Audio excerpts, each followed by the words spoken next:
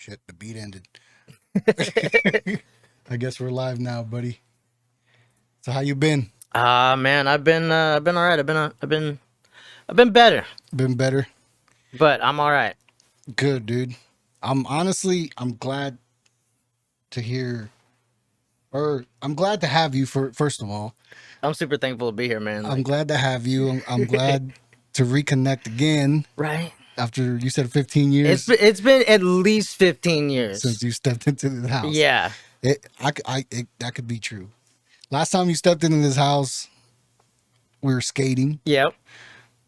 I think I started skating before you, which is crazy. Yeah. Because I remember you were mad because I knew how to ollie, Probably. and you Yeah. and you didn't know how to ollie yet, Uh. but you took it over, bro. I You literally fucking flew away with the skateboard, bro. remember one time. Yeah. Remember we rode like a dolly, like a floor jack down the street one Was time. it covered in like carpet? Yeah. Yeah. We used to ride it down the hill. Yeah. You remember that? Yeah. Blake was what did Blake hang out with us during those times? I think so. Blake, because I remember doing it with Blake down this hill over here. Yeah. And I remember flying off of that thing, off of the curves. Yep, getting skinned up elbows Yeah. and shit. I remember doing a lot of skating at your house though, because you always had ramps. Yeah, You dude. had a lot of rails, and Mm-hmm. that's where I learned how to grind. To be honest, Yeah, yeah, I- dude. I think I just got rid of all that stuff. Like it got all decrepit and shit under my parents' porch and shit. But you we had got- ramps, bro. yeah, Like you had full blown half pipes in the back of Right. your parents' house, bro. yeah. So it, did it you? took over. Yeah, you were pretty serious in skating, huh? Yeah, yeah. Yeah, dude. I mean, to be honest, like skating in a way, kind of saved my life for a while. You know, it was something that like I said, like I was diagnosed probably So okay, 13, 14. 14 Yeah, something like that. with Like real young. with what was it? What did you call it? Well, it used to be just called. They have a new term for it now, which is major depressive disorder, which is like it's not like it's like full and it's more encompassing, I guess. But I mean, just back in the day, it was just depression. You know, Right. they change the terms all the time. They called it what? Major depressive disorder. So it's more of like a So there could be like a lighter version of it. yeah, kind of. Yeah? Yeah. I mean, there's depression and there's seasonal depression, where people, I mean, a lot of people suffer from that, where it's like, you're sad in the winter because sun's never around and Right. it's cold and there's nothing to do. And then there's like the regular depression where, sad often. And then there's major depressive disorder where it's like all the time. So explain the symptoms of major depression disorder, because like from a person like me who knows, I know I struggle with depression. I know because I've looked it up, I've seen symptoms. I've just never been to the hospital or to a doctor to get diagnosed. Kind of fear that because I don't want to be like, oh, that's what you are. Right. Yeah. You know what I'm saying? And there's a big stigma on depression like that, where you kind of feel put in a box, I guess, Yeah. and labeled, and it's like, oh, you're a weirdo, you're broken, Yeah. So I mean, I guess another word for like major depressive disorder is like crippling depression, where Yeah, like you can't do nothing. yeah, I mean, I've learned to deal with it a little bit more now, in like the last few years, honestly.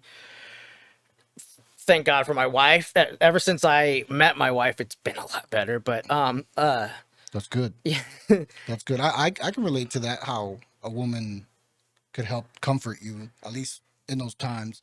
yeah, You know what I'm saying? But I also know that being a person that deals with depression is also hard to deal with sometimes. oh yeah, yeah. I mean, I know I am sometimes, bro. it's been a real learning curve for her because, to be honest, she is just an absolute like happy-go-lucky person. To the point, it's almost annoying. Yeah. You know, where I'm like, hey, I'm sad. Stop being a goofball. Yeah. I like Like, how come you can't fucking ever feel sad? Like, exactly. how do Yeah. you just feel happy all the Yeah. time? So, but yeah, like major depressive disorder it's kind of like, you know, you don't want to go do anything more than just like a couple days, you know, lay in bed, not do anything, not go anywhere, don't want to Do eat. you know? Have you ever thought about what triggers it, Um, or where? Because I've been trying to dig deep and trying to figure out where I started feeling that weight mhm, per se, and I feel like mine comes from a very far, like even before you and I met. mhm, I feel like mine has started to do with from when I was brought to the United States, and then I was a foreign kid here, not knowing English, and right. because like kind of like on your comment when you said you feel like people are talking about you, making jokes about you. Yeah. You know what I'm saying? Wait, when you read that, it made me think about my past differently because I've always felt that way, but I felt that way because I was a foreigner, Mhm. and that made me kind of think like, whoa, what the fuck? Maybe that's just a symptom. Yeah. Maybe it's really wasn't really that I was a foreigner. Maybe it was just a symptom that I was experiencing because I did feel that way. I felt like since I did know English, people would make fun of me. You know what I'm saying? Yeah. Yeah. And like you, like when we hung out, we it was weird for us to hang out for your parents and my parents. You know what I'm saying? Like it was just like what the fuck? Look at these two kids. You Right. know what I'm And we saying? were just being kids, you Yeah, know, and yeah. didn't think about any of But that shit, but and but it it didn't matter. but that affects us. Yeah. It affects us at a young age because we feel limited or we feel judged for just being free. Right. You know what I'm saying? And like when you said that, I just felt like the reason I asked you if you know when it started coming or if you know what triggers is because I feel like my younger age areas is when I started feeling like I didn't belong, Mhm. and you know what I'm saying? Yeah, so I mean, there's a lot of discussion as to where depression really stems from. I mean, you typically in all psychology you have nature versus nurture, where it's you know, is it you're just naturally this way, or did something trigger it, something caused this effect? I heard it's genetically passed down. Yeah, and so you know, well, for example, I'll be honest, pretty much my entire family suffers from major depression. Yeah, you know it's So there's definitely some genetics in there for yeah, and sure. I feel the same way. I feel like in my family it runs. The only thing about his like Mexican culture, bro, is that we don't acknowledge it. No, We fucking say go fucking drink a beer, bro. Stop being a bitch. right. You know what I'm saying? Like we don't. Which is funny though because uh like mushroom practices came from a Mexican Indian woman Yeah. from a it was like a white scientist that went down to Mexico and this lady was doing like ceremonies with magic mushrooms Hmm. treating people from depression and anxiety and all that crap with magic mushrooms. You Yeah. know what I'm saying? And there's that all is actually a very interesting study. So yeah, there I think Have you ever dabbled? have I ever dabbled in mushrooms? Yes. Did it help? Um I don't think I used them healthily. Yeah. I think I used them not as a way to help my anxiety and my depression and more of a way to escape them. Yeah. So it was Did you ever have like a purpose for it though, or were you just like I just want to fucking fly? so a lot of my drug use and a lot of my drinking honestly had been as a coping mechanism, as something to just kind of escape reality, escape my depression, Right. and because I didn't want to deal with it. I didn't want to acknowledge it. I mean, I knew it was a part of me, but fuck that. I'll just push that down and I'll deal with that later. And that caused probably way more problems than anything. Yeah. I feel like I did mushrooms too, and I feel like it made everything look so small when I did them. Mm-hmm. It made all my worries look so small, Yeah. but it also made everything look so big, and that in itself can cause anxiety when Mm-hmm. you feel that small. You know what I'm saying? Because you feel like, damn, I can't really do nothing. Like I'm just this little speck in this world that's like, Right. you know what I'm And saying? if you feel out of control and like you have no control over Yeah. anything. Yeah. Yeah, but I did do micro dosing for like 2 months, and How honestly, was that? I didn't really feel much. Really? I didn't feel nothing like an effects. I think most of it was psychological. Like I knew what I was doing, so I was kind of forcing myself to think that it was working. Right. You know Right. what I'm Kind of a saying? placebo effect in a way. Yeah, but Yeah. I can't really pinpoint and say, damn, I started feeling calmer. Yeah. You know what I'm saying? Yeah. I didn't do it long enough. It kind of gets expensive too. Yeah. The insurance doesn't cover that one, so No, not yet anyway. you know.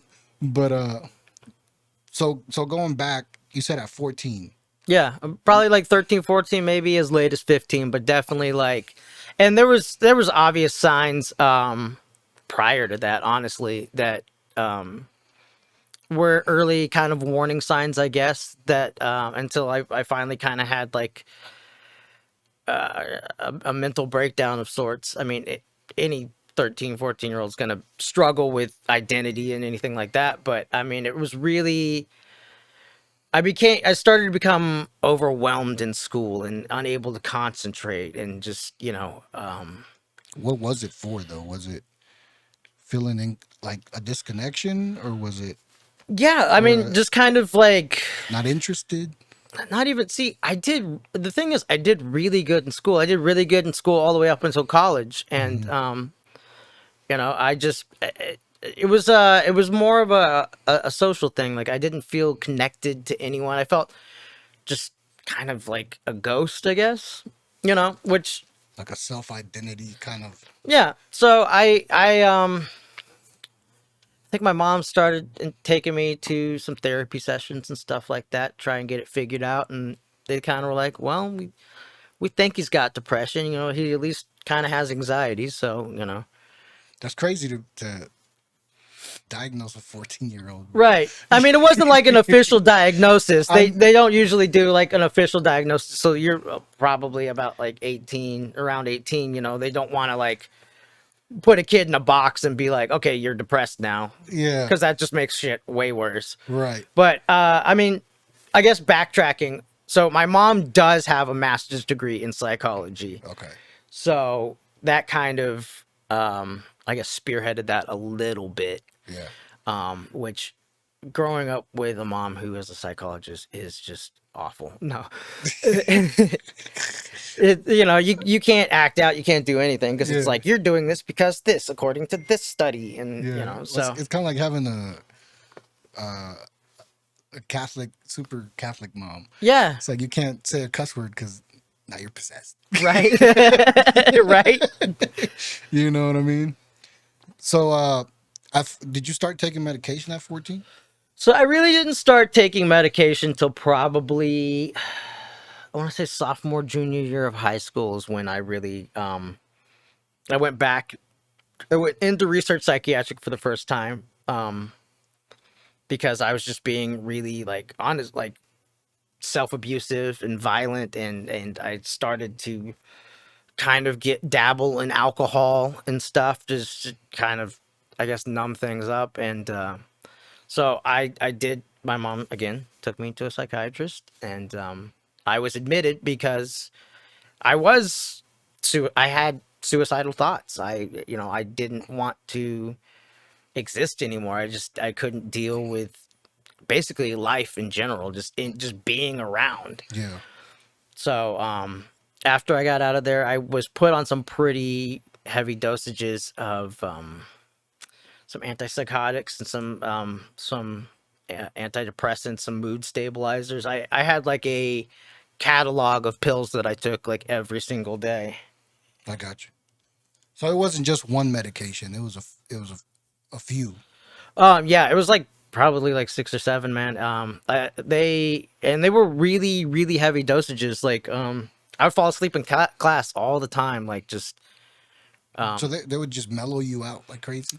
yeah. I mean, and then yeah, basically like I remember getting in trouble, falling asleep in my English class all the time, and Because you gotta think like I've never taken antidepressants. You know Yeah. what I'm saying? So I don't know.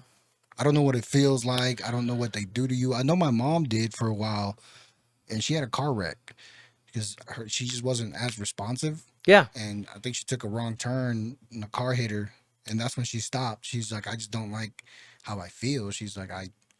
She said she just didn't feel like herself.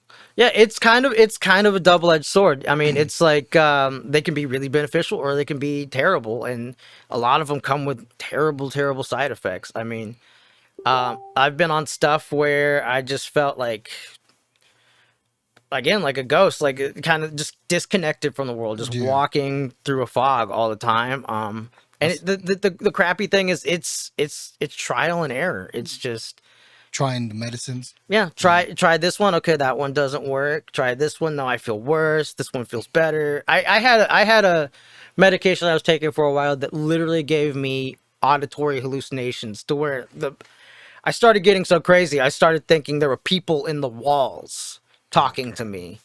So yeah, I mean the thing about the human mind is we probably don't understand more than 5% right. of the human mind. And so when you start messing with that organ, with that processing center, things can go haywire real quick. Right.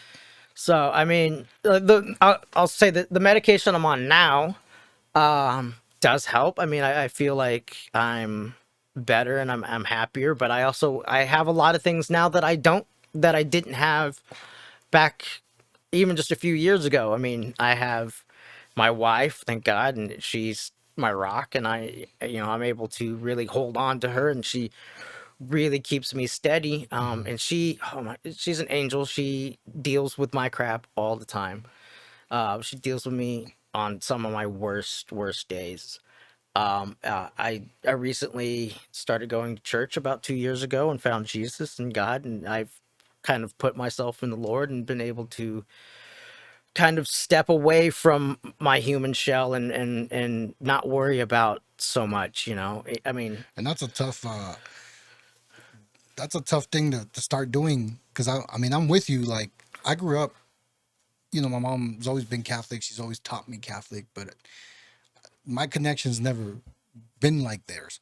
You know what I'm saying? I kind of had to wait for my time, yeah, and I had to wait until it was heavy enough for me to be like, I gotta find God, bro. yeah, You know what I mean? And just starting to learn it and starting to get that, let that weight off of you, and trying to put it somewhere else yeah, is hard. yeah. You know? It's super hard to try and put bear your weight on the Lord and be able to just kind of be like, hey, I don't have control over this. Yeah. I can't. Because I know mine. I feel like mine always sits there. Like there's years where there's times where I can go years and I'm fine, but in the back of my mind, You're not. it's there, Yeah, and it's just waiting. Like, yeah, you know what I'm saying? And then something catastrophic happens in my life that's like changes everything, and then it's like I fall right back to it, and it's just like I told you, yeah, it's right here. I'm always here. You know what I mean? And that's what I'm scared of because like I get to those points and like I've had episodes, bro, just like yours. You know what I'm saying? Where I've never made an attempt, but fuck, it's been close. And it's scary because I have a daughter, just like you have a daughter. yeah, And it's almost like at some point it's just like you can't even grab onto that. yeah, You know what I'm saying? yeah. You have to literally fight it second by second until the day's over and hope that the next day is a little bit lighter. You know what I'm That's how it feels to me. Yeah, and honestly, that's a big part and a big struggle in depression is taking things day by day, Yeah. and it's not easy. Are you a person that lives or tries to plan ahead? Oh, absolutely. Like everything, I try to plan everything ahead. Me too. I think that like the girl I was with, she's a very passionate or very patient person. Hmm. She's probably one of the most patient person that I've ever been with. And she would always tell me just take it day by day. Right. Like don't worry about it. And you're like, I And I'm can't. just like, and my mentality is if I don't worry about it now, I won't get there in Right. the future. You know what I'm saying? So Right. it's like I'm always, even if I'm doing nothing, I'm thinking about it Hmm. or what I'm gonna do, and I end up like just taking myself into a whole Yeah, and just stressful. start digging and digging and digging, and then you end up in a pit, man. Yeah. Fuck. So how many how many uh how many medications have you been prescribed in the last, I guess, since you started? Probably like at least 15 plus. I mean, for all kinds of different Do you things. feel like they work until your body gets used to them and then you have to switch? Yeah, I definitely feel like there's a taper off point. Yeah, I mean, at least with some, Yeah. probably with most. Because my brother, he takes Focalin XR Hmm. because he has like ADHD, Hmm. and I took it for a while. You know what I mean? Just because I feel like sometimes I don't have focus, Hmm. and but I feel like it tapers off Yeah. eventually. You know what I mean? Just like everything else. Even if I take like pain medicine Yeah, for you build up a resistance, a yeah. tolerance to it. Yeah. So do you feel like you feel like that's the reason why you got to switch, Um, or is it just because it doesn't align with your chemistry? I mean, I've switched medications because yeah, they either like taper off. Like I was actually on a medication called Vyvanse, which was basically like knockoff Adderall for ADHD because Does that give you Adderall gives me anxiety, bro, um and so does Focalin. It does. At the end of it, yeah, it's kind of like a pre-workout. Like you like fuck yeah. And then at the yeah, end, it's and like then shit. yeah. I mean most of those ADHD medications are just basically like pharmaceutical speed. I mean, Yeah, you know, and they're so easy to abuse. Like, you know, it's a controlled substance according to the FDA. yeah. I know a lot of students in college take Adderall. Yeah, A lot of them, which is crazy because I never took anything through high school, and I did okay, and you know what I'm saying, and I'm just wondering like, damn, what if I would have gone to like a doctor? They would have gave me giving you some some Adderall, focus. Yeah, right. Some jet fuel. and I would have been like a straight A student, bro. Like Yeah. you know, just Eh, more focus. Or I would have been better in music because I would have used all that energy into making more beats, and right. you know what I'm saying. Could you imagine, bro? Just So I mean, drumming on some. um, first of all, usually when I drum, or at least, so I've stopped drinking. I don't drink anymore. Do you still drum? Yeah, when I can find the time. Yeah, But for the most part, I mean, like I have anxiety, so the easiest way for me, believe it or not, to get up on stage was like go smoke a joint and have a couple beers and like, all right, I'm good to go. yeah. And that's always kind of been the way that I've self-medicated is without mostly alcohol and marijuana, but So you couldn't be on stage with sober. no. Me neither. No. No. Neither. Actually, you know, one of the things that's hindered my music attempt was the fact that I had stage fright like a motherfucker. Mhm. I did. And then another thing was that I rapped. So most of the things that I would write, I would get over them within a week. And by the time it was time to perform, I'm like, bro, I already outgrew that crap. Yep, the fire's gone. You Yeah. know what I'm saying? But stage fright was always one, and the anxiety that came with it. And I always felt the same way. I felt like I had to be under some type of influence to be able to be somebody Right. up there. You know what I'm saying? Yeah. Yeah. I mean, yeah, that makes sense. Like, I mean, I feel like depression kind of acts kind of as a, I guess, like a fire extinguisher in a way, and not in a good way. Mm-hmm. Like, you know, like you were talking about, like you were really passionate about this, and like, you know, you're feeling this in the moment, but then that depression kind of grabs hold of you, and it's like that doesn't matter, Yeah. or nobody wants to hear Or about that, yeah. you know. Or like you see the end result and you're like, Eh, it's not worth all the work. right, And then you're like, ah, what do I do now? right, You know what I'm saying? and you just lose yourself more and more. Yeah, I think when I started straying away from like actually making music like I used to, I started having a hard time like trying to find something to replace it. You know what I'm saying? Because music for a long time helped me with that depression because I would sit literally in this area and make whatever I would feel. Hmm. But it came to a point where it was years and years and years of making music, and I realized that the type of music that I made never changed. And I was like, all I do is make sad music. I'm tired of going into that place and having to do that because I don't want to be sad anymore. Right. You know what Yeah. I'm saying? So I stopped because I couldn't make happy music. So I stopped. I was like, if I'm not making happy music, I'm not making music. You Yeah. know what I'm saying? And when that happened, I struggled because I was like trying to run to something else, Right. and then I started drinking more and Yeah. actually smoking and getting into other crap, trying to like, I guess fill the void. You Yeah. know what I'm saying? No, yeah, that makes sense. I mean, for me, like skating was my thing. Yeah. Skateboarding was my thing. And then probably Cause you, 2015, were you 16. drumming when you were skating? No, so music kind of came secondary. What happened is I was working at Winstead Steakburgers down in Kansas City, living in the city, being a hooligan, and I was skating to work one day, and I got wrecked by a car a little bit, and it kind of jacked up my back and jacked up my body a little bit, and so like I have back pain all the time now. Yeah. Which was another reason, like I ended up self-medicating even more, drinking any more and getting into harder drugs and stuff to try and not only, Harder drugs will fuck you up. yeah, it was not only just to like, help with my emotional pain, but my physical pain as well. So Yeah. it really kind of started to snowball after that. But it got to the point that I couldn't really skate anymore. Like I was breaking down. My body just couldn't handle it anymore because I was in pain. I couldn't. Yeah. So after that, it's kind of when, I mean, I kind of played drums towards the end of me skating, but it was just kind of like a thing I did. Like, Because I remember when we were young, I remember going to your house. Probably one of the last times I went over to your house, and you had a drum set. Was that? Did your dad play bass, guitar, or anybody in your family? Or?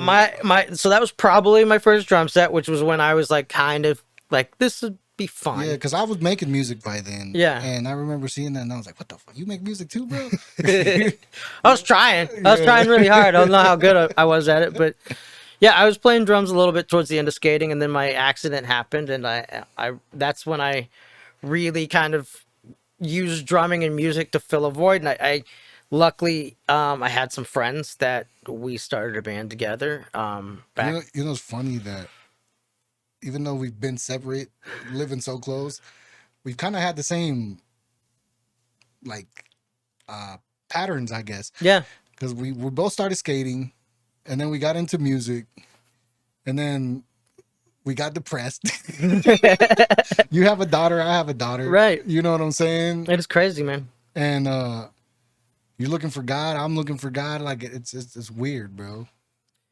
Yeah, I mean, dude, I will say, if it wasn't for my church and it wasn't for my wife and now my daughter, there's a big chance I wouldn't be here anymore, for sure. I mean, before I met Raven, my life was just, I was in such a dark hole that I didn't know how to get out. And then all of a sudden, this girl hits me up on Facebook with the world's corniest pickup line, and I'm like, all right, I guess I'll go on a date with her. She seems funny. And then, boom. It worked out. Yeah. Yeah, for sure. Was it like a first date you knew? Yeah, I want to say it was probably our first date, if not our second. So our first date actually was 36 hours long. What? Yeah.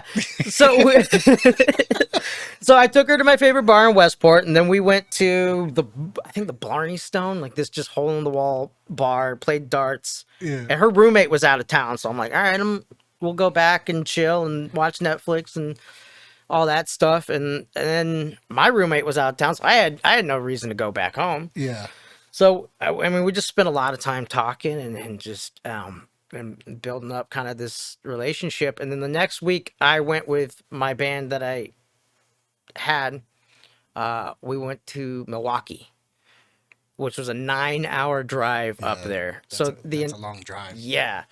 I've been up there. Yeah, 9-hour drive, 5 people in the back in like basically like a Ford Taurus, Or I think it was a Camry. So you guys actually did shows out of state and all that. Yep. Yeah. Yeah, we actually What was the band called? Apocalypse Wow. Okay, it sounds corny as shit, and it is corny as shit, but I loved it. I was in the band and we had a fucking gay ass name. I don't even want. Some of the best bands have dumb names, man. It just, yeah, it was a punk rock polka band. So we did like Oktoberfests all over the place, Omaha, and in all kinds of places. You know, up in Illinois.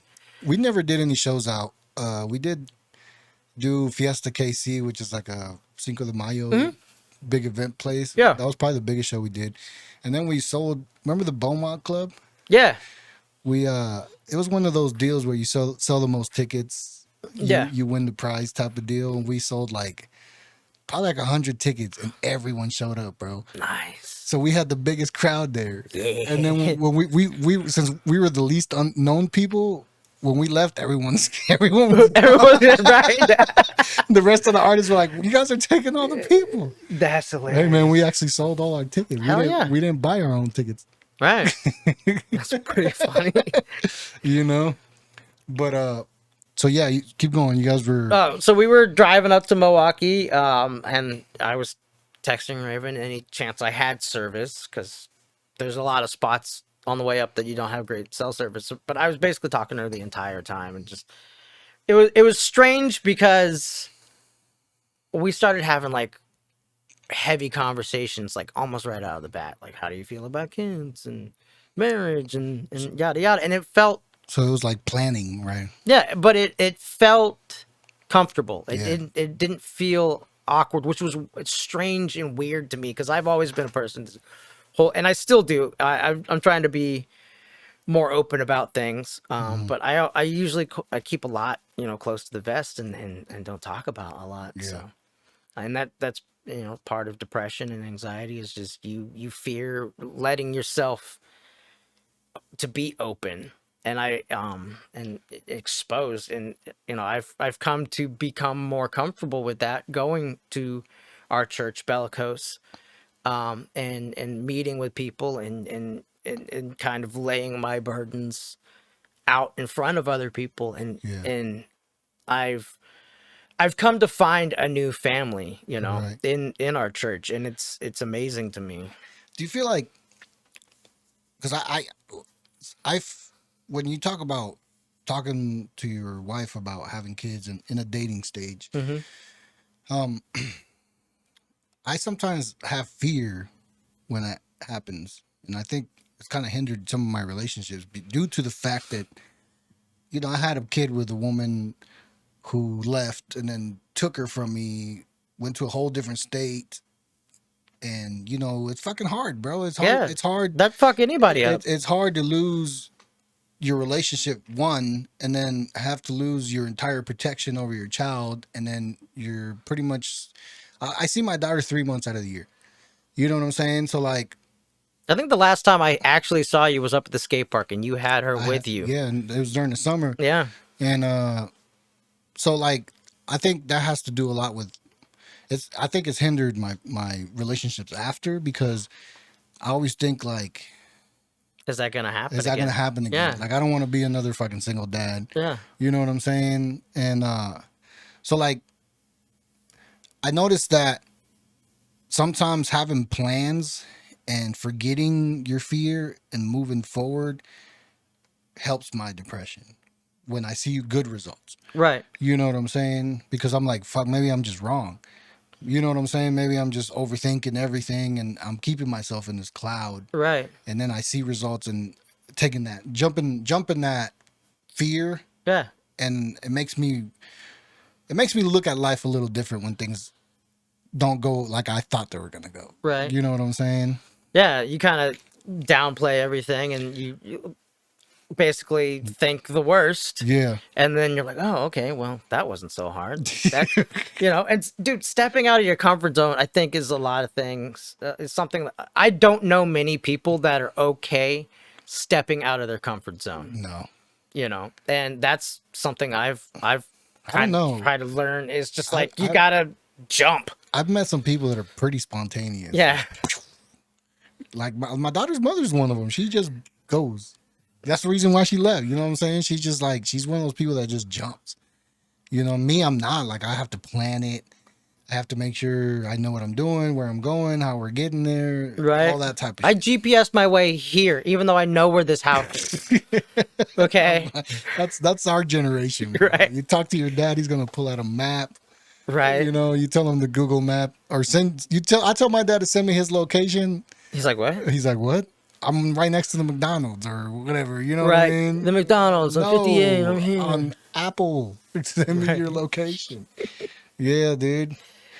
Um, so you have one daughter. Yep. 7 months old. How long you been married? You're married, right? Yeah, we're married. We will be celebrating our 2-year anniversary in March. How long did y'all date? It was pretty quick. It was about a year and a half, 18 months. And then you proposed. Yep. And How did you know?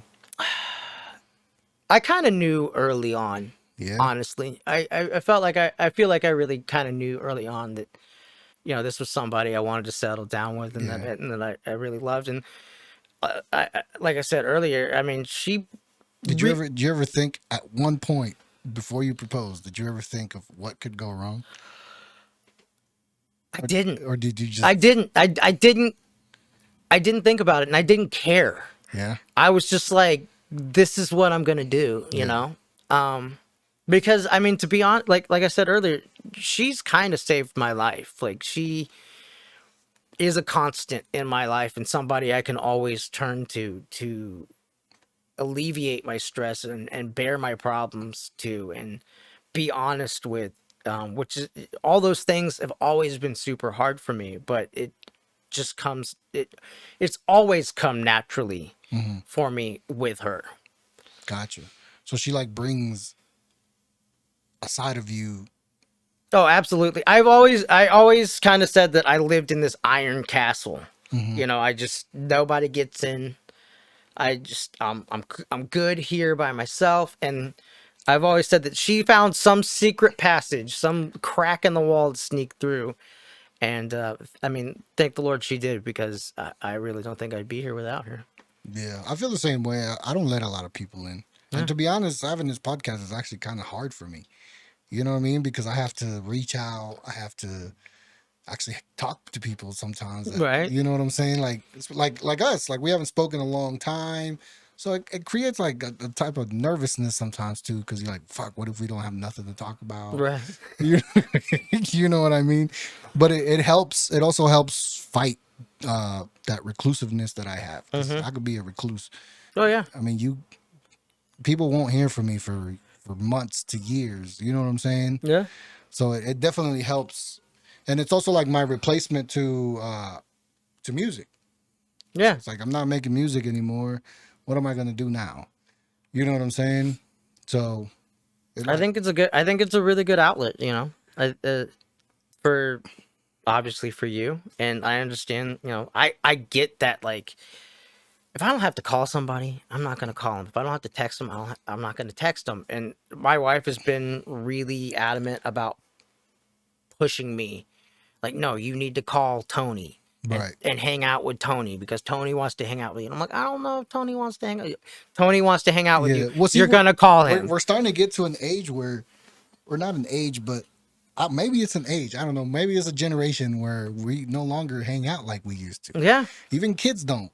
They'll call each other. They'll FaceTime. Right. They'll play online. Right. But they're not out like us, fucking riding our bikes, building dirt ramps in the sewage ditch and right. shit. Yeah. Building large skateboards out of wooding. Right. You know what I'm saying? Like, they're not doing all that. Yeah. And, I mean, plenty of experts and plenty of people and our parents have told us it's social media. I mean, it's with any technology, it's a blessing and a curse, and it, unfortunately, yeah. I mean, there is this new generation that's coming up that's so disconnected, and you can even see it in our generation, but kids want to, though, because I have my daughter's asked me to spend the night over her friend's house a few times.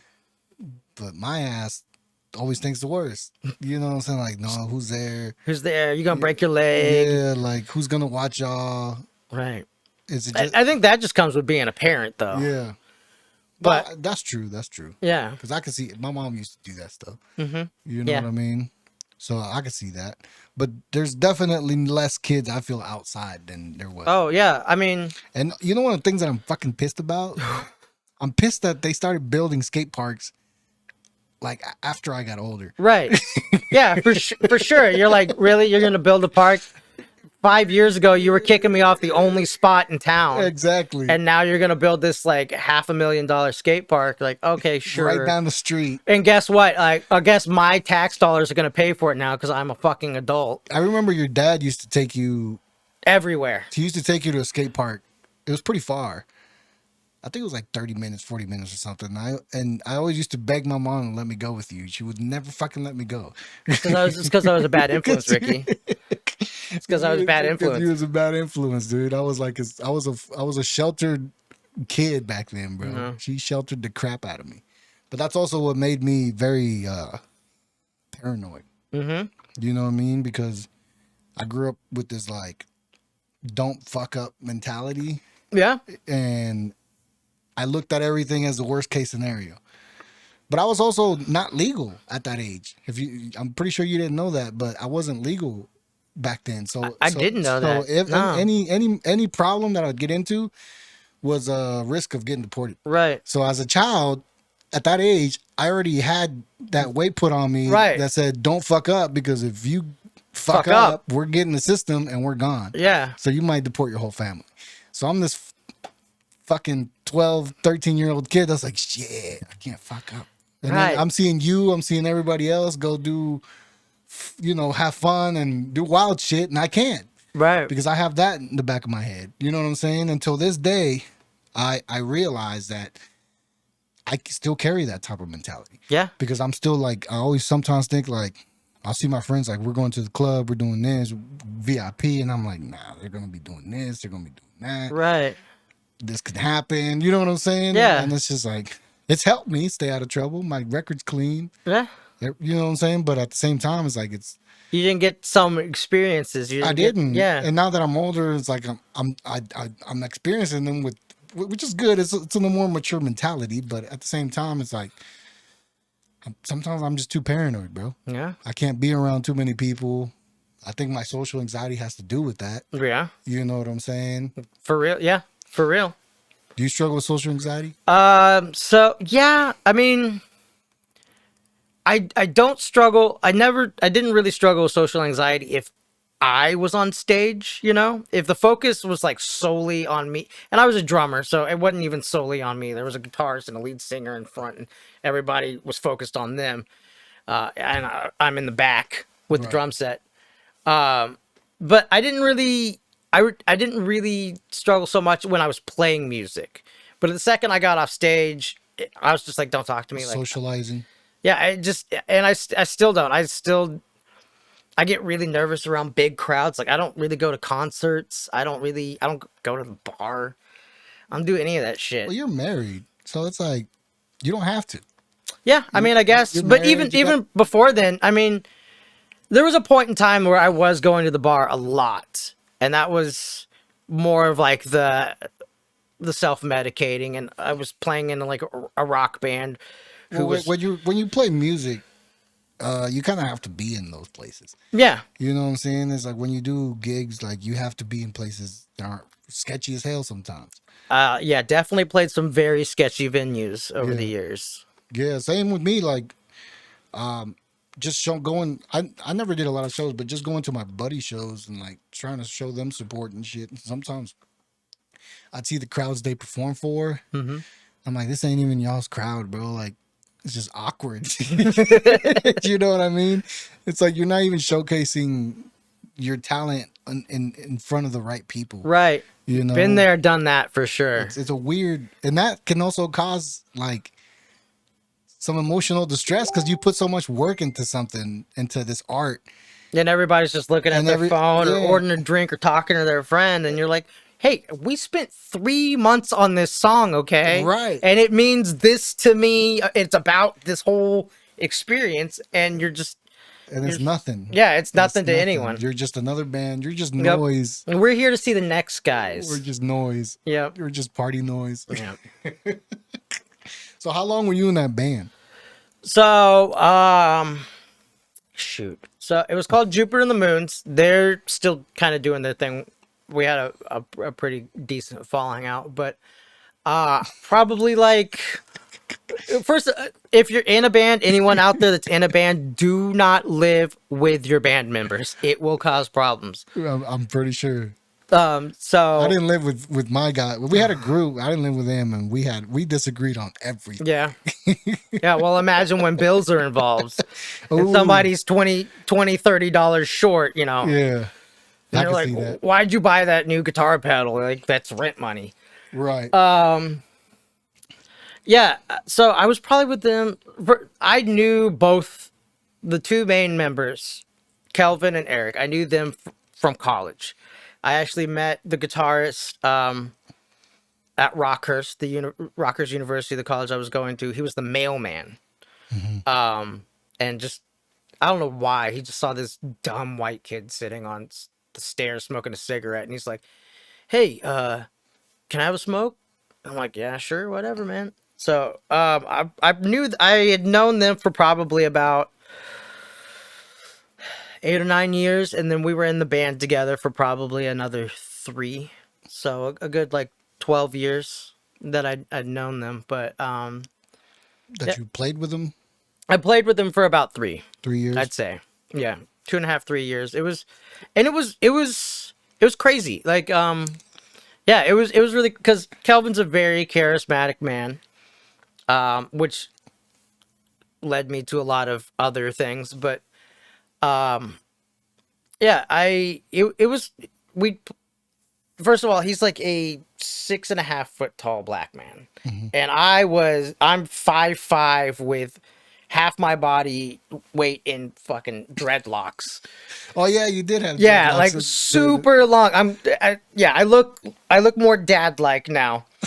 But I used to look like the guy who sold you acid at the festival. Yeah. So it looked good on you, bro. Thanks. I do miss them from time to time. I don't miss the weight and the neck problems, but They're heavy. I look back on pictures. Oh yeah, it's so heavy. Yeah. I cut them off. I put them in a Ziploc bag and weighed them, and it was something like 8 pounds of hair. Jesus. It was ridiculous. But we would get recognized on the street by people, in around Westport, because that's where we lived. So it was like, tall black guy, white kid with dreads. Hey, you're the guys from that band. Yeah. Which just inflated my ego and kind of, in a way, made me feel kind of superhuman. Yeah. Which led me to a lot of. I feel like when you deal with depression, it's almost like you want to explode in ego. Yeah. It's like you want to feel so big. Yeah. Compared to how low you feel sometimes. You know what I mean? Yeah, no, definitely. Like, yeah, you just it becomes an easy way to mask all that. And I look at it like a slingshot. It's like when depression pulls you back, you just want to take the fuck off. You know what I'm saying? Yeah. Sometimes you want to fly away. Sometimes you just want to bounce back so hard to people to be like, damn, this dude, he did something. Right. You know what I'm saying? It's like that. Validation. Yeah. Yeah. But that whole lifestyle led me into like all kinds of crazy stuff. I was eventually towards the end, I was living with the bassist and the guitarist. We were living in a crappy $500 apartment in Midtown. It was falling apart. Toilet hardly ever worked. And so I can see that lifestyle. Huh? I can see that lifestyle. I've done like some photo shoots down at the West Bottoms and like, apartments that people have there. Just seeing how they live is crazy sometimes, bro. It's like, fuck. So what didn't help is one was an alcoholic, the other was a cokehead. Ooh. So I naturally got wrapped up in all that, and I started really kind of spiraling out of control. Coke is no good, bro. No, it's not. Coke is no good, especially on the withdrawal. Yeah, it's like a sugar rush. It's I get super depressed, bro. Yeah, and that was happening a lot, and then I would just go and get more coke Like, because got to get back up where I was yesterday. yeah, and then as soon as you run out, it's like you Yep. right back down again.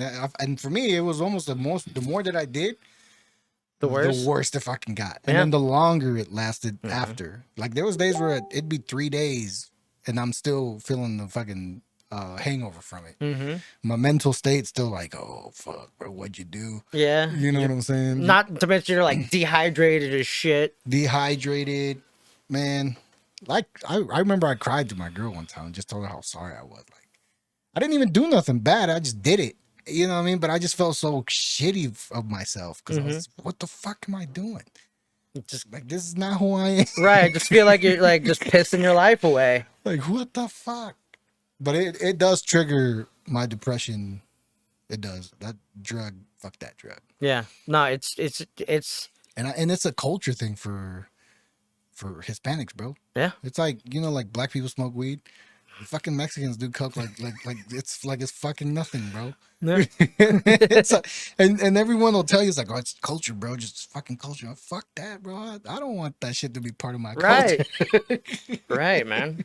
I didn't know that growing up, bro. I didn't know because like I grew up here. My parents kept me from a lot of that shit. But now that I'm older and I'm starting to see shit, it's really heavy in our culture, and probably because of the drug trade. You know what I'm Yeah. saying? And Yeah. it runs through there a lot. Yeah. So it's like a really easy thing for people to just have around all the time. Yeah. But fuck coke, bro. Yeah. No, I've watched it just eat people alive and destroy people's lives, man, and it's shitty. And a lot of people who fall into coke fall into heavier, harder shit. Just, you know, I knew a girl who used to hang out with us. You know what's crazy thinking about in high school, like kids our age were already doing shit like that. Yeah. In high school. Because I didn't start till I was older. And I just couldn't imagine myself doing it in high school. Right. I think I started smoking weed in high school. Yeah, that's Yeah. But like coke, no coke. I wouldn't even have been able to tell you where coke was in that at that point or anything. I did know where to, like, towards the end of high school. I did know where to find. I knew a guy who had like acid, yeah. and he was like the weirdo crackhead kind of dude. Yeah. But yeah, I didn't get into that shit till I was probably in my early 20s for sure. Same. I was probably 25, 26 when I started. And it was on some random shit, just like I was with somebody who had it and I've never done it. And it's just like, just try it, bro. And that's how it starts. Yeah, and at the time I was in a good mental state, which is probably why I thought it was okay to try it. Because I was like, oh, I'm happy, it's having fun. And this is a happy drug. It's a happy drug. Happy. Yeah. And then bad times come and now you want to be happy and then you use it and then you're fucked. Yep. And you just start leaning on it harder and harder and harder. You're fucked, bro. Ah. You're fucked. I remember a night, bro, that I was in my bed, couldn't go to sleep. Could not go to sleep to save my life, bro. Super depressed to the point where I was begging God to give me a second chance, bro. Because I felt like I was gonna die, bro. Wow. You know what I mean? But that was my pivotal moment. That's when I was like, bro, I cannot keep hurting myself this bad. Yeah. Like I cannot. I'm hurting myself. Yeah. You know what I mean? And and I already knew at that point that I struggled with mental issue. So I was like, why am I doing this to myself? You know what I'm saying? Yeah, like just kind of torturing yourself. Just God. So sometimes it was almost like, I don't know how your depression, but for me, it's like there's times where I go numb. Oh yeah, and it's not like a painful thing. It's painful because you don't feel nothing for a long time, and it's like you want to feel, especially like you being married with the girl that I was with. I knew I loved her, but there was days where I wanted to love her more because I knew I loved her. You know what I'm saying? But like I couldn't feel any love at all. Right. All I could do is just sit in this like in this time of emptiness. And I knew something was wrong because there was times where my daughter was around and I felt the same way. And there was nobody that could change it. And that's when I knew I was like, something's wrong. Like, Right. I can't find what it is. Because for the longest, I was like, it's my daughter. She's gone. That's the reason I feel this way. And then she's here, and I'm still feeling that way. Right. So I'm like, what the fuck is it? Right. You know what Yeah. I'm saying? Yeah. Yeah. No, I mean, I definitely relate to that numbness. Yeah, and I mean, it's it's weird. Yeah. You're like, I should be happy right now. Yeah. I should be like, Or normal. yeah, or even just normal. Yeah. You're just like, hey, everyone around me is fine, but I feel just Like I asked my ex, I asked her if she's happy going to work every day. mm-hmm. She's like, I was like, do you enjoy just going to work every day? I was like, do you enjoy your job? And she's like, yeah. She's like, sometimes I don't want to go to work. She's like, but she's like, I'm not like sad about it. Mm-hmm. And I was like, see, I was like, I can't do that. I was like, I wake up and I am fucking shattered that I have to go Right. do this shit. Right. You're almost like, for me, I just got fired from a job, so See, look, fuck that place. I told you we got patterns, bro. That's why we're here. I got fired from one too. Yeah. And you said it on your comment. Go ahead, tell the story. I mean, I worked for a company, an advertisement company here in Kansas City, and I was about 6 years in when I got fired. But I mean, it's the same thing. I would 6 years in? Yeah. Sheesh. It would have been 6 years in December, so 5.5 ish, 5 3/4, whatever. But yeah, I mean, I would wake up and I was just, how long is it till I get to clock out? Yeah. You know, It's almost like this fucking day that like I want it Yeah. to be over. and the shitty thing is at that job. So I worked with my dad. He's worked that job for 30 plus years, being a bill poster, and so because of that, I was kind of ostracized. I wasn't like, I never felt like part of the crew. I was just Johnny's son. It's just, even though I worked really, really, really hard at my job, it never felt like I got anywhere. Yeah. And it made my depression worse. And maybe even my depression played into that. Yeah. But I mean, I was kind of harassed and shit and kind of looked down on and stepped on, even, and when I tried to kind of step up and become more of a leader and try to like fill gaps that were happening within the company, it never really seemed to matter. And so it really, I ended up becoming very depressed and very angry. And the problem, at least with my depression, is I don't know where to go with that. Yeah. I don't know what to do with it. I've always struggled with, I guess, like owning up to that and finding an outlet. Like, I'm just angry and I don't know why I'm angry, or I'm just sad and I don't know why I'm sad and I don't know what to do with it. Yeah. It just kind of sits there. Yeah. And it just festers and becomes cancerous. Yeah. My sadness becomes aggression. Mm-hmm. Yeah. And then but I'm not physically aggressive. I'm moody aggressive. Yeah. No. Yeah. And everybody starts to feel it.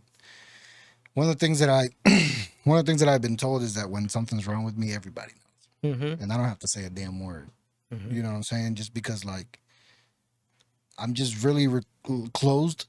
I get really closed up and I'm really short. Yep. And there's no smile in me. I could fake a smile, but it's just like They it's know. just bad. Yeah. And just like you, I don't know what to do with it. Right. I don't know where to go. But I'll tell you what though. So recently, I mean, the girl I was with, we're on a break. I don't know what direction we're going with. Everything's fucking in the air, right? Mm-hmm. So, as a person that tries to plan everything, and this shit's not a good feeling for me. Nah. Bro. Especially yeah. working so hard for 5 years to make that work doesn't work out the way I planned it, and then I'm back here, fucking having to figure shit out for myself now, and I'm looking at it like, fuck, I could have figured it out myself the last 5 years. If I knew I was gonna end up here, If I just planned for this, I would have known what to do. I wouldn't be here. Yeah. You know what I'm saying? But like I started hitting the gym up. And I've been seeing that, by the way. yeah, and like I'm not a gym person, bro. Me neither. I've never been a gym person. I've been to the gym once or twice. I've gotten my body at a decent fucking shape. Not nothing crazy.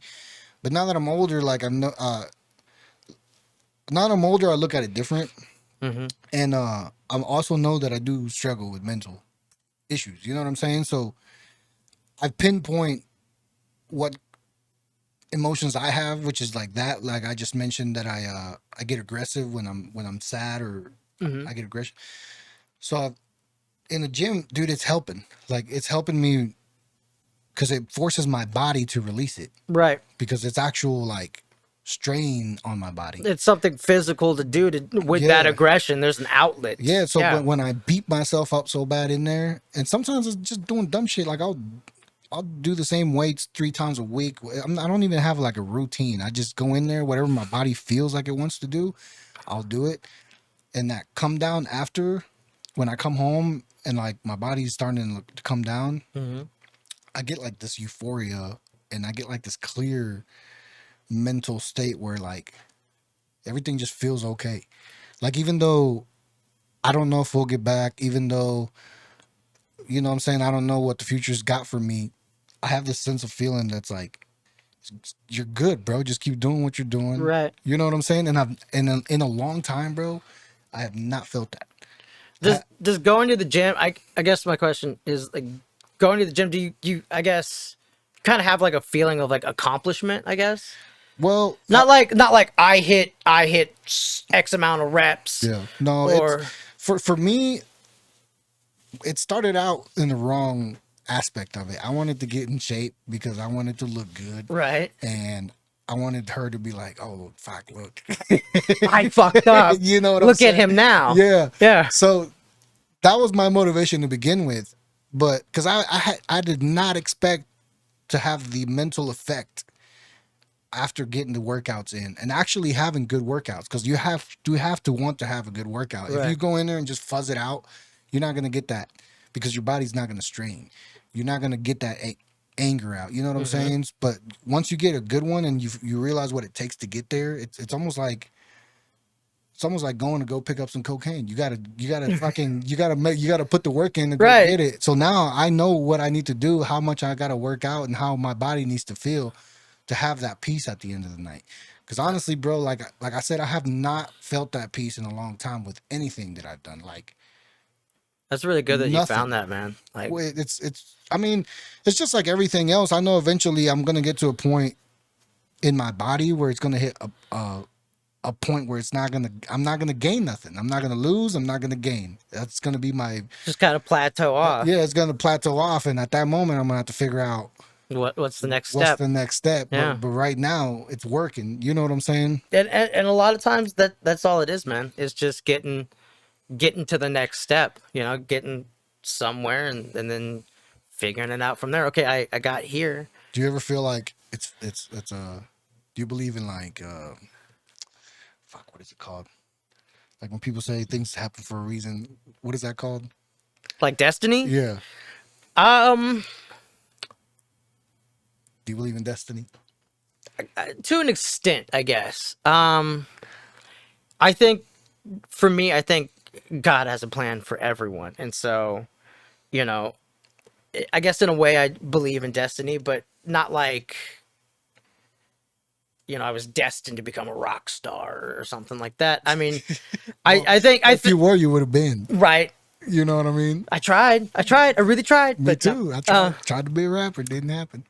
But I mean, yeah, I guess destiny. I think there's kind of a plan for everyone, and I think that things happen because they're meant to happen. I mean, I think that I went through fucking 15 years of bullshit and hard times, and 2 armed robberies, and becoming an addict, and becoming a criminal myself, and doing shit in So- order to get where I am now and be a stable father and be a stable husband. I had to go through that shit because that was honestly from like a pretty young age. All I ever like one of my dreams and all I really ever wanted to be a dad. Yeah. Yeah, You always wanted to be a dad. for real. I always wanted to be a dad, and I always knew I was gonna be the best dad that I could. yeah, I always knew that because of my dad. You know what I mean? So same. I can't say that I've always wanted to be a dad, but I knew that when it came, I was gonna be the best. best. Yeah. You know what I'm saying? Yeah, I mean, it got to the when I went to college, I wanted to become an English teacher because of Mr. Mullen, the English teacher at Belton High. I was like, he That's got cool. pierced ears and Yeah, tattoos. I remember him. I was like, I want to be like Mr. Mullen, man. Yeah. So I mean, Slinkard, remember Slinkard? yeah. So I guess in a way I was chasing. I mean, not so being a father, yes, but chasing mentorship Yeah. and becoming, because in my depression in high school, Mr. Mullen's classes, creative writing classes. I don't know if you remember this, but I made that man cry with a poem I wrote. That was honestly about my depression and feeling like a trapped bird in a cage. And that sparked something in me to do creative writing, and which is honestly something I want to pick back up. It's something that's fallen to the wayside for sure.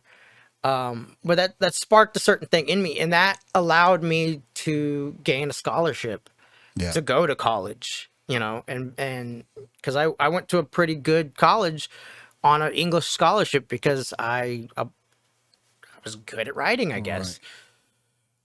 But I never would have found that, and I never would have found that outlook if it wasn't for him. I didn't, like I said, I didn't know what to do with my depression, Yeah. the way my mental health. I didn't understand it. The way that I understood it then is you're broken, and there's no fucking way to fix it. Yeah.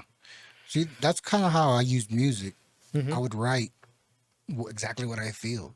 And there was a lot of music I never released because I felt like it was way too personal. Yeah. And when I wrote it, I didn't feel like I was ready for people's response to it.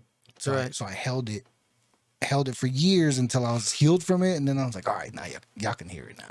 You know what I'm saying? But I didn't push it as hard anymore because it was old to me. Yeah. I was just over that feeling. You know what I'm saying? I remember when I did my last CD, I was going through the breakup with my daughter's mother, and there was a lot of songs on there where I like expressed a lot of pain and also a lot of anger.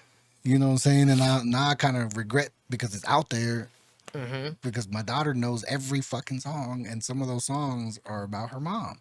You know what I'm saying? I'm like, oh shit. You know what I'm saying? So I've had talks with her where it's like, hey, like, don't ever think that I hate your mom. Like, we just don't agree. Right. You know what I'm saying? We just don't agree. But I was like, but I don't hate her. Like, Right. don't think that. You know what I'm saying? And, Dad was just in a weird place, a Yeah, tough spot. but she loves the songs regardless. She'll sing. That's awesome. That's awesome. She's crazy. She's like my biggest fan, bro. It's crazy how a kid will look at you like that. You know what I mean? Yeah. And I remember the first time that she recorded, I recorded her. Take note, like my parents never did music at all. So everything that I did here, I had to do it myself. I recorded myself. The first song I ever did, it was me.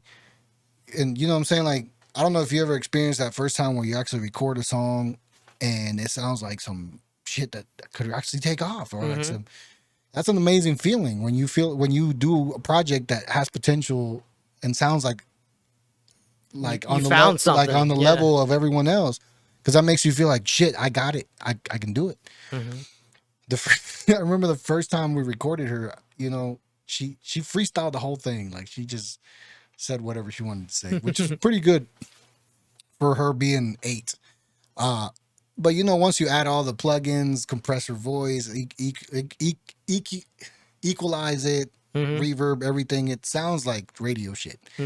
The first time she heard it after I mastered it, she hid under my desk, and I was like, what the hell? So I'm like looking under my desk, and I was like, what are you doing? And she's just sitting there like this, and she was like, I can't believe that's me.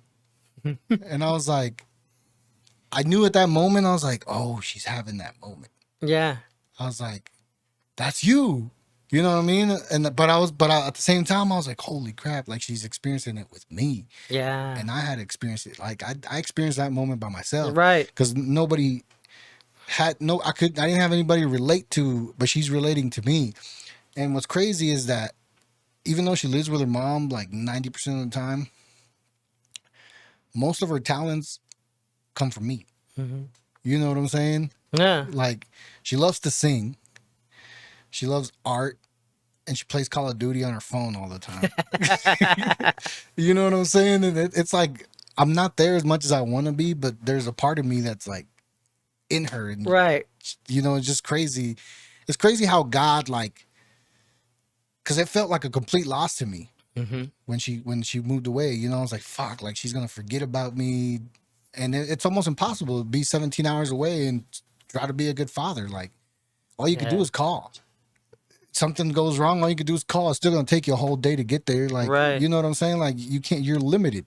So I always had this fear that I was like, I'm not gonna be able to compete being this far, but I don't have to. Like, after 10 years of the situation being what it is, like, God's showing me that I don't have to compete. All I have to do is be her father in the Right. position that I'm in. Just be her father, talk to her, because that little that I do, bro, is like, You see the return tenfold. yeah, Yeah. it's like crazy. And then when she gets here, it's like I feel free. When she's here, bro, I feel free. Like, she feels free, I feel free. We're just having fun. You know what I'm saying? Right. That's beautiful, man. But it's just crazy. It's just crazy how the mind will twist shit.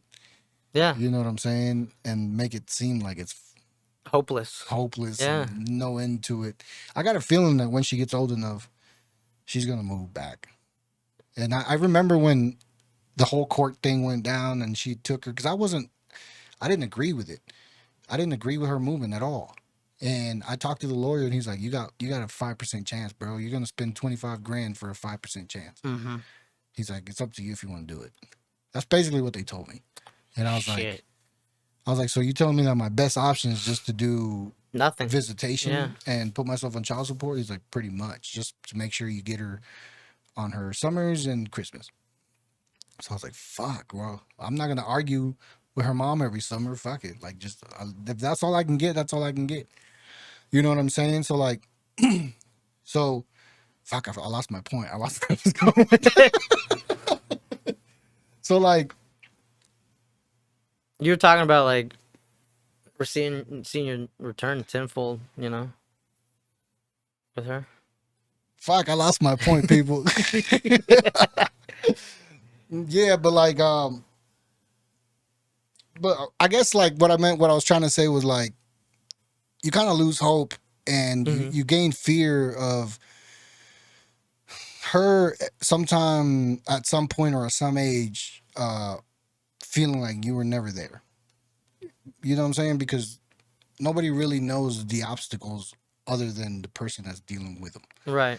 You know what I'm saying? And for me to do something, for me to show up over there for her birthday is a fucking obstacle. Like, it takes planning a trip, getting a car, getting a fucking hotel just to be there 2-3 days. Right. You know what I'm saying?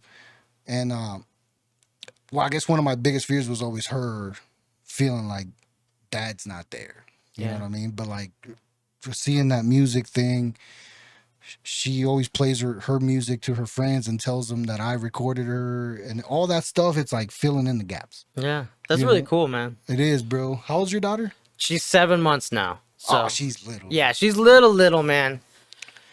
We just started setting up. What if she started playing some instrument? That'd be really cool. Honestly, like that'd make me really happy. But anything she does, Yeah. I will be. I never expected her to pick up music. And, when she was young, I'd make beats and she'd be in here just playing with her Legos and stuff. And I'd be making beats, I'd be editing music, whatever. But I never thought that she'd find an interest in it. And one time, bro, I was depressed as shit, laying in bed. I didn't have my desk set up, nothing. It was all in boxes. Mm-hmm. And one time she told me, she's like, Dad, I'm mad at you. And I was like, why? And she was like, because you gave up on music. and I was like, oh. I was like, how do you know I gave up? She's like, because she's like, you told me you don't like making music anymore. You don't like recording anymore. She's like, you gave up. She's like, you shouldn't give up. Wow. And I was like, what? And then one day, like a few days later, she asked me if we could put it all up. She's like, I want to work on music. Really? And I was like, God damn, I can't say no to that. Right. You know No. what I'm saying? Like, if I'm not gonna use it, at least she can. Right. And the first, bro, as soon as we set it up, she started playing with my beat machine. We made the simplest beat, but it was a spark. Yeah. You know what I'm saying? And I had a thought, and I was like, whoa, what if everything I've done to this point wasn't for me? Yeah. You know what I'm saying? What if everything I learned wasn't for me? What if I had to learn it to teach her, or to give her, some type of base to start where I Hmm. didn't start? Because my base was learning the shit. Now I learned it, and I can easily teach her how to do it. You know what I'm saying? Right. Um, that's really beautiful, man. That's really amazing. Um, Just imagine your daughter picking up the drums. so Can you imagine? when we first announced that we were pregnant, we bought like a little Fisher Price drum set and did our announcement that way. But it's interesting that you mention, you know, everything kind of being for her, because just today I heard a story about sequoia trees. I don't know if you know, sequoia trees are like very slow growing trees. They are very tall but slow. Mhm. And it was actually during a sermon today at church, um, talking about planting seeds, and that you may not see the growth immediately, Yeah. but slowly and surely, and over the years, that tree will grow and flourish and become big. Even if it was mostly about faith, but I think it applies here as well. Is that, you It is about faith. yeah. It is, because the reason why, maybe the reason why depression is as strong as it is, because we lack faith. Yeah. You know what I'm I, saying? I think there's a lot of hopelessness and faithlessness that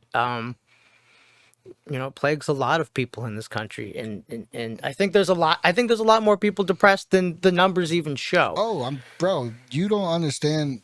The reason why, when I seen your status, the reason why I had an interest in bringing you in and talking about it is because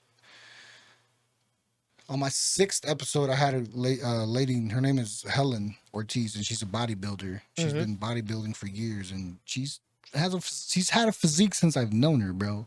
Always looks good. And she was telling me about her depression, and you know what I'm saying, and stuff like that. And you think like I'm going to the gym to get buff to feel better, and here's a lady that's looks good, Hmm. and she still doesn't feel good. You know what I'm saying? So it's like it's more common in people than people really know, Yeah. and most aren't even willing to talk about it. Yeah. I mean, especially men. Like, I mean, Yeah, bro. Like one time I had a podcast with one of my buddies, and we started getting deep, and they're like, "Oh, that's girl talk." right. You're like, no, Nah. no. Wait until your girl leaves, and I, then you're gonna then you're gonna have some girl talk, bro. I think it takes, I think it takes a strong man, stronger than, not physically strong, but it takes a strong man to talk about, things like depression and I've his always feelings. And I've always had friends that had mental issues. yeah. Always. I've noticed that in the pattern in my life that all my friends have like either had a dark past and recovered from it, or are dealing with something. Yeah. As we were talking, my homie Josh called me, and when I met Josh, like he takes medication too. You know what I mean? And like he's told me his backstory, and I even told him when we were talking, I was like, bro, I don't know why all the good friends that I have struggle with this shit. Yeah. You know what I'm saying? It's weird, It's rampant, man. but it's maybe because I notice patterns and It I could be. relate to them. Or maybe just those people gravitate toward you because, to help you and for you to help them. I mean, it could be, like you Either said, or. destiny in a way, Destiny. Destiny. We want to meet destiny. Right. So, you don't have a job right now, bro? Actually, I just got a new job, What are you doing? or well, pending background check and piss test, which Okay. we're good. Yeah, it'll be working for a hardwood floor company. It's Okay. physical work. Is actually really cool, but I'm actually doing physical work too. I had a similar story like yours. Like I got fired from a managing company. I wasn't there that long, but it had to do with what I was going through and how I was responding Mm-hmm. to situations. I wasn't in the right mental state, and they let me go, which made it even worse for me because it just, you know what I'm saying? Like I had lost my relationship, I was losing Mm-hmm. everything I'd worked for. Now I lost my job. Where the fuck am I gonna? You know what I'm saying? Right. Like Rick started from the bottom, bro. Right. And it sucks. It sucks being back at square one. Like it's Yeah, hard, dude. man. But you're not. Like I had to learn now that I've spent. It's been about since March. I lost my job in March, Mm-hmm. so it's been a while, a couple months, and it's you know at first it is like you're starting back at square one. It's you're starting from start, but you're really not because physically, yes, you might start from square one, Mm-hmm. but mentally, You have an advantage dude, now. you have so Yeah. much more knowledge. Yeah. You know what I'm saying? Like now you're not gonna go chase everything because now you know that's not worth chasing. Right. You know what I'm saying? Or you're not gonna go spend on this because now you know it's not worth spending. Right. You know what I'm saying? So now I'm like I can tell that if I do get the opportunity, I'm gonna be a lot more strategic. Mm-hmm. You know what I'm saying? So I was doing good for a while, bro. I was traveling all the whole country and shit. Right. I was looking at I was working for a fire door company and I worked in hospitals all over the country. Mm-hmm. So I was getting to see like a lot of the country. I was in New York a lot, Florida. It's funny that you say a fire door company because I worked for a fire door company for a while, You did? building the fireproof doors. What was it? Which Duranautic. Aeronautic? I've never heard of them. They did more like school doors but hospital doors too and, I and work stuff for like that. Fire Door Solutions, and they're mainly more into maintenance. They don't really build them. Yeah. We just kind of maintenance. Well, they They, maintenance them. it's when you painted something, you're Yeah. like I still look at billboards and I'm like, no, that's one of ours. No, wait, no, it's not one of ours. I don't Yeah, work there anymore. that was a great job, bro. I just got tired of traveling. Yeah. It was 10 days out, 4 days back. Ah, It was yeah, and like I said, once my daughter's court case got settled, and I got her for the summer, like I wasn't gonna travel right. for this in the summer while she was here. Yeah. You know, I just like she's already lost so much. Like Right. I'm not gonna be gone while she's here. Right. So I made a choice, bro. Like that was the highest paying job I've ever had, and I literally the last job I got was like the shittiest job I had ever got, and I was like, fuck, like I don't want to be here no more. I already know I don't want to be here no more. Right. And they already know I don't want to be here no more, and they're giving me these crappy ass jobs. Because I was like one of the trusted. I was one of the technicians that would deal with the shittiest jobs. Mm-hmm. You know what I'm saying? And Get the bottom of the barrel. yeah, so they would give me the crappiest jobs because I wouldn't bitch about it. And Because you don't want to be there. and I was like, you know what? Fuck it. I didn't even give them 10 days. I told them I'm gonna finish this job 10 days and then I'm gone. And they're like, well, you're gonna burn the bridge. I was like, all right, better. That makes I don't come back. I don't want to travel no more. Right. And I left with no plan, bro. No job, no plan. I just told my girl I'm quitting. She said, do what's best for you. Mm-hmm. I fucking jumped, bro. And I prayed and I was like, God, you know why I'm doing this? I'm doing this for my daughter, whatever, Yeah. whatnot. So after I quit, I didn't have a job for like 3 months, but I had savings, which was good. But since I had quit, I couldn't get unemployment. Yeah. You know what I mean? So my savings starting to go down. Rick's starting to worry. And then I got that project management job, and they offered me more money than Fire Door was paying me. So, Mhm. so I was like, dude, this is the answer. Like, this is God responding to my sacrifice. You know what I'm saying? Mhm. A year later, Rick loses it again. Man. Loses my mental, bro. Lost the job. Back in the trenches. Worked for Spectrum for like 3 months. Didn't like it. Now I was doing mechanic work, which is what was doing recently for a diesel place. But that was just my dad's friend Uh-huh. that was holding me for a while. And on Monday I start at a Union Concrete place. Cool. Hopefully something sticks, man. Like I need, you know what I mean? Like I've been just trying to find my. I think when you were working at Spectrum, I saw a post and I hit you up and was like, "Hey, you living in KC?" Like, I was gonna offer you a job, the job that I was at, Oh, and then that fucking fell apart about 3 months later or whatever. yeah.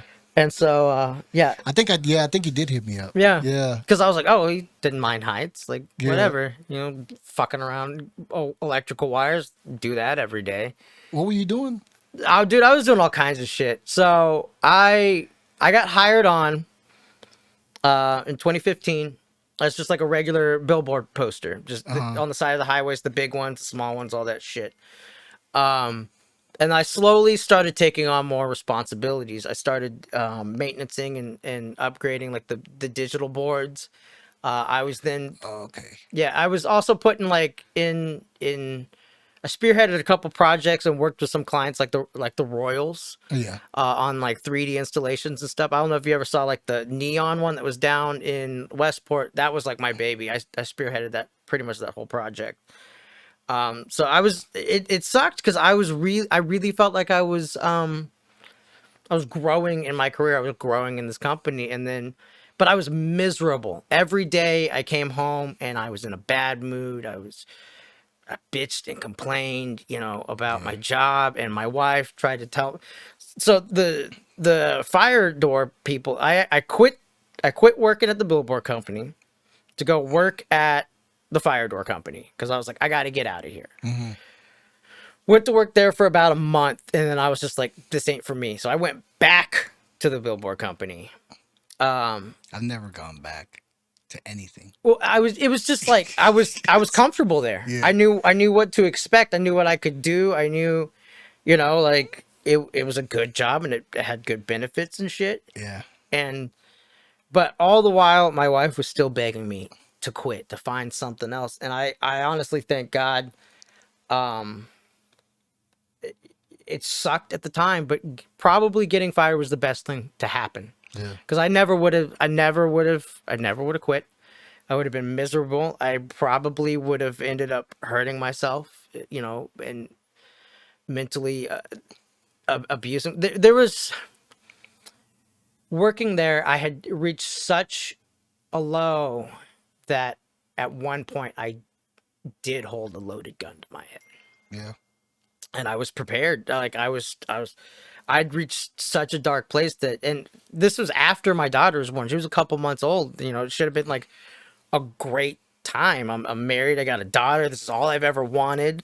But I was so depressed and so miserable. None of that mattered. It all faded to the background. And I didn't know how to deal with it. And Right. since getting fired, I mean, it sucked. I'm nervous about starting this new job. But I think that's with starting any new job. But I'm going to be working for a company that is, You know what I've learned in my process of like rolling through all this shit mhm, is that I'm a lot more open to opportunity now mhm. than I ever was before. Because before I was afraid to jump. Yeah, I was afraid of starting something new. And nowadays my it's almost like my arms are wide open and it's just like what's coming is coming.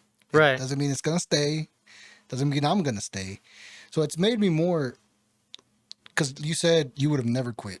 No, And I relate to that because I'm not a person that leaves. You know what I'm saying? yeah. I've never been the person that leaves. I always fight till the end, even if Mhm. it's killing me. But sometimes you have to learn that, like, you do have to fucking let go. You know Yeah. what I'm saying? Yeah. And it sounds like you don't know if you're gonna like this flooring job, right? Kind of like me, I don't know if I'm gonna like this concrete job, Right. or just like I thought I was gonna like the mechanic diesel job. Right. But after 3 months, it's like fuck. It's what I'm gonna do for the rest of my life. Right. You know what I'm saying? But it's just like for me now at this point, I just have faith that whatever I end up doing, That's I'm gonna fall into what I need to be doing. right. You know what I'm saying? And lately, I've been doing photography, Mhm. which is something that I've always done. It kind of picked up while I was traveling, and it was just phone shit, just Mhm. taking pictures on phones. And I ended up editing photos, and people would be like, "Bro, what camera are you using?" Like, holy shit. You're like iPhone 10. Yeah, and I'm just like, it's on the edit, bro. So that kind of got me into thinking like, fuck, I should get a camera, and Yeah. so I got a camera, and I've been doing photography, and like it's starting to pick up. Yeah. Like I've been seeing some of your shit. I've gotten 4 shoots, and I got 3 pending, and then I got a video for a wedding in July or June, and that's gonna be like the highest paid gig I've ever fucking done. Hell yeah. So it's like maybe, maybe my job's not like the thing. Maybe my job's just there to finance what I'm trying to start. I don't know if you ever thought of doing your own thing, Um, or are you like because I don't feel like I'm okay working for someone. yeah, I mean, I feel like I struggle with that. I never really wanted to be the guy who just, clocked in, clocked out 9 to 5. Um, I mean, I got hobbies and shit, but I can't find, I haven't been able to find, um, I guess something that would pay the bills, Yeah. you know? Well, I had to sacrifice my I guess my dreams with things that I could actually pay bills, Yeah. like music. I had to fucking let it go. Yeah. You know what I'm saying? Because I was like, that's not gonna work. And right now, even the photography, I look at it like a side gig. Right. But I'm starting to learn that like you can get with a broker that has a bunch of fucking real estate agents that need headshots and updates on their websites. Right. And then if I can learn how to do that, like I could dedicate myself to doing what I like to do, which is messing with cameras and Right. video and photography. You know what I'm saying? Yeah. So I don't know. I'm just trying to find avenues because at my age, I feel like some of my depression comes with not doing what I want to do. Yeah. No, and I feel that. I do. I feel that. Because I when I worked a project manager, bro, I was like, I can't work for somebody. Yeah. Because I got to see the business behind and how it works, and I was like, man, this it's kind of dirty, bro, and I didn't feel like being a part of it. Yeah. Just working with subcontractors and a company and how much money they can actually pay out, but they don't want to. Right. You know what I'm saying? Yeah. Yeah. And it's just like, fuck, you're fucking these guys. You have the ability to make them happy, Right. but you don't. There was I actually I saw a thing on Facebook today about it's like a banking company or more. I think it might even been a mortgage company that the owner took $1 million pay cut in order to pay all of his employees $75,000 a year. And in doing that, he was like, yeah, it was a risk. Like, I took $1 million pay cut, but what does that fucking matter? I make millions of dollars all the time. Yeah. And in that, he's seen more loyal employees. He's seen a progress in their mental health. They're able to raise families and not be stressed and want to come to work, and actually his business has grown exponentially in doing that. Yeah, that was what I was trying to do when I was project managing for that company. Yeah. Because I noticed that the biggest. So when I went in there, the painters had told me that I was the fourth project manager in 4 years. That immediately was a red flag for me. Yeah. I was like, whoa. Turnover rate way too high. Yeah, I was like, that kind of that told me I was like, I'm not gonna be here very long. Yeah. You Yeah, know what I'm right saying? there. And so I was like, okay, fine, cool. I'm gonna try to figure out what the problem is. So, when I was there, I was trying to figure it out, and then immediately it's the money. And so I'm like, okay, it's the money. Okay, let me see your half. You get paid 50%. Let me see what is it? Is it the 50% or is it the way you're managing your people? Right. You know what I'm saying? Bro, so the company pays the subcontractor 50% and then they have to pay material and paint out of their 50. So it's not even 50%. Yeah. It's like 30. Right. So the owner of a painting company ends up coming home with like $200 per job. Shit. And he's the owner. Yeah. If I owned a company, I don't want to be fucking making less than minimum wage, bro. Right. And I know not all jobs fall that way, but my perspective was like, I can't keep these guys, so it makes my job harder because I have to find a new subcontractor for every fucking paint job. Yep. I don't want to do that. I want to make sure that I get a good crew and I build a good relationship with them. How do I keep them? Right. I have to pay them more. So that way they're loyal to me and no other company. Right. That would eliminate all that. Right, because they're going to go to the higher paying job. Exactly. Some other guy, because.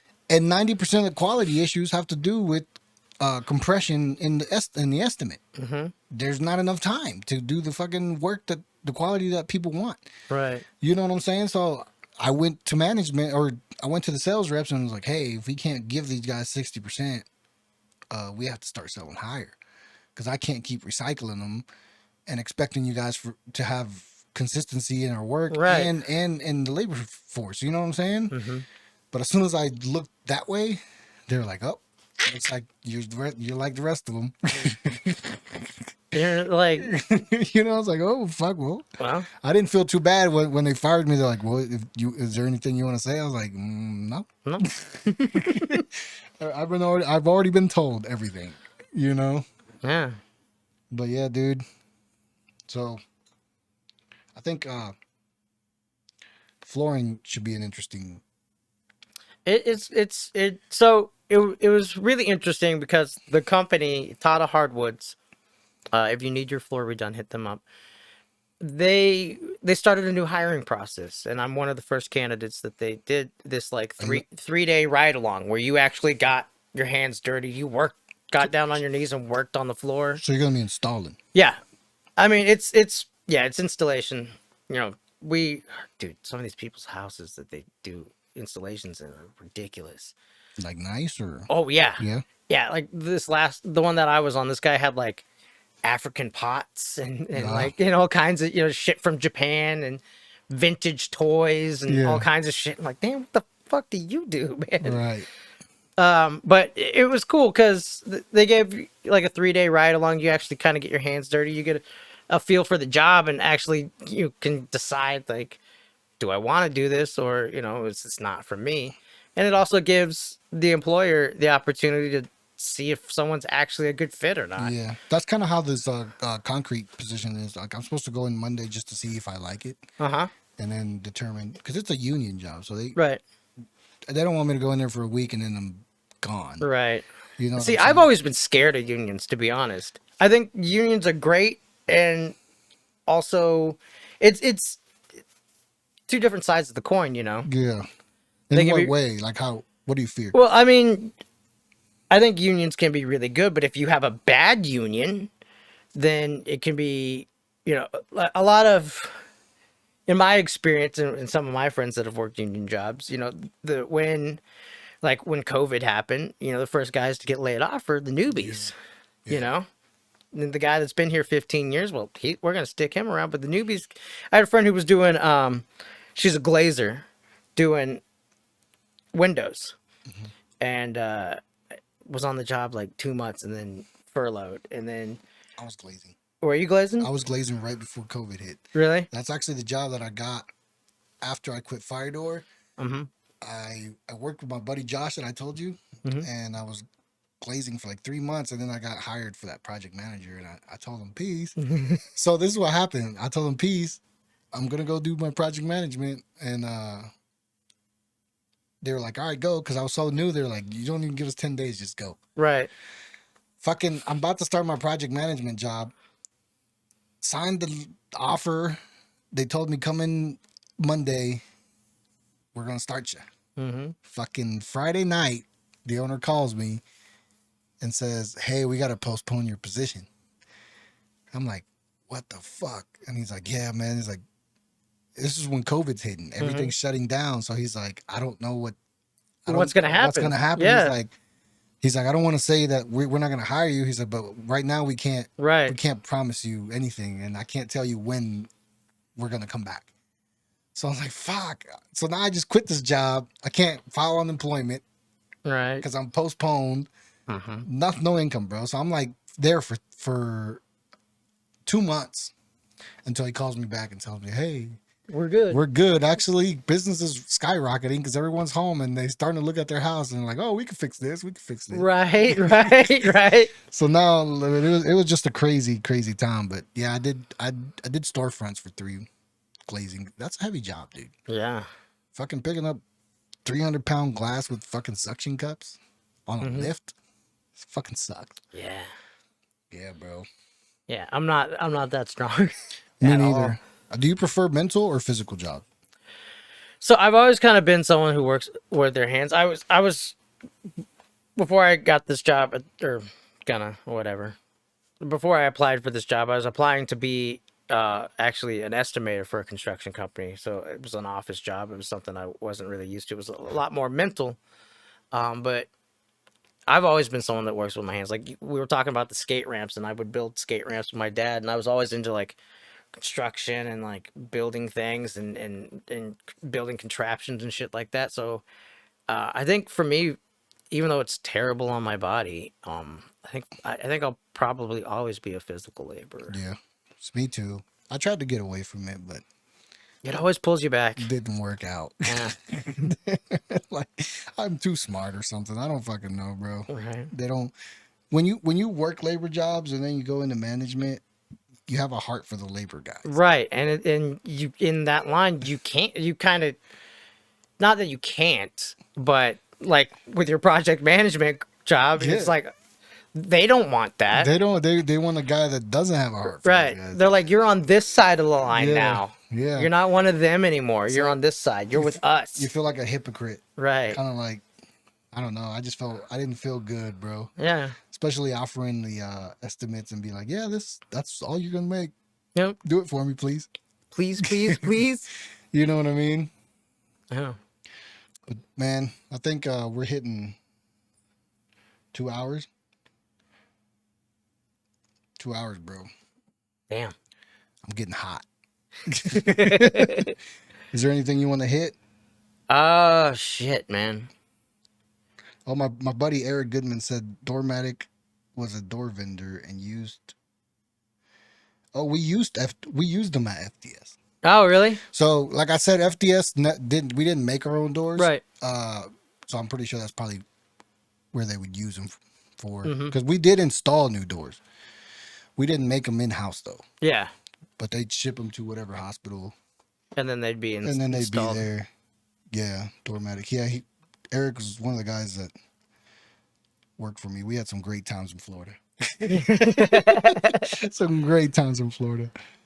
Fucking one time, bro. One time, he took me. We were in Naples, Florida. He took me to a bar because he had a buddy down there. Uh-huh. We had too many drinks, bro. And the fucking parking lot was fucking packed with cars when we left.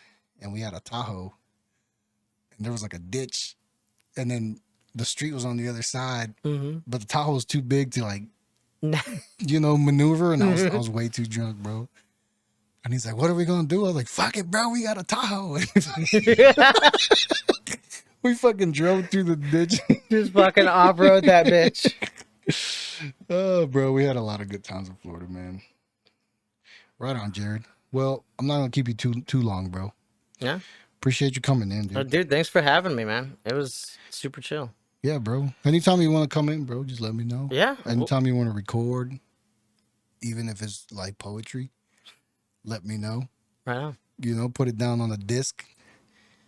But appreciate everyone who tuned in. Thank you all. Jared Lowe, IMRM, and we're out.